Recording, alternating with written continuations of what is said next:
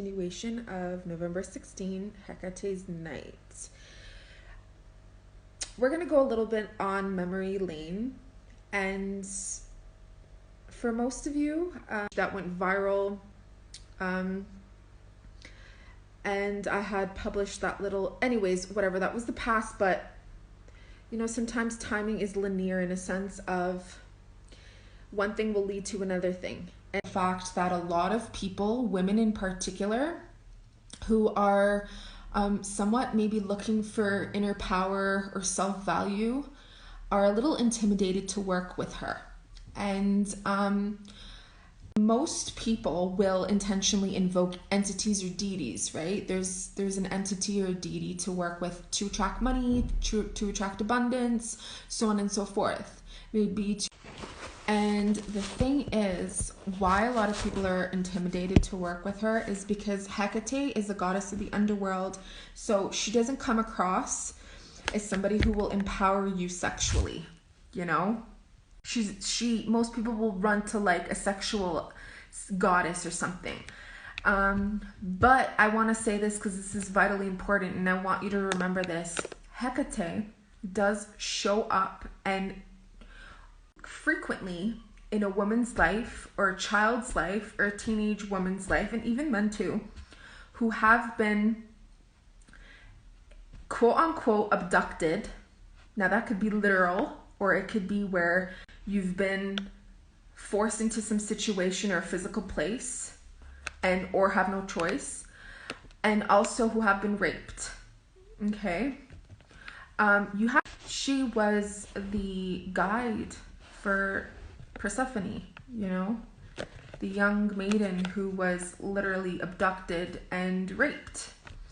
So, of course, most people would be intimidated to be working with an essence, or they would kind of be like hearing about it and be like, I'm not a witch, or no, I don't think this is suitable for me, or this is too dark for me, or I gotta face my demons, quote unquote, or I gotta face my fears. I'm not ready for that. I just want to be empowered. But here's the thing.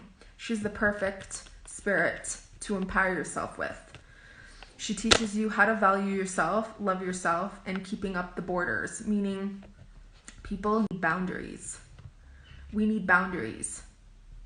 And sometimes people will actually, 99.9% of the time, people will just take and take and take and take and take and take and take from you. And I'll repeat that again. They'll just take and take and take and take and take and take and take and take and take and take from you. Spiritually, emotionally, energetically, your body, your psychology, everything you could possibly think of, they'll keep taking from you until you figure out ways to stop it and not allow it to happen anymore. And that's why she's a huge wake-up call to many people, you know? So, remember, she was the virgin goddess. Virgin meant not married. Non-married didn't mean literal virgin, but that's another topic. And so, now, she has many different faces. She has many different calendar dates and so on and so forth. But I feel like November is that absolute time to be really thoroughly with accepting certain things about yourself.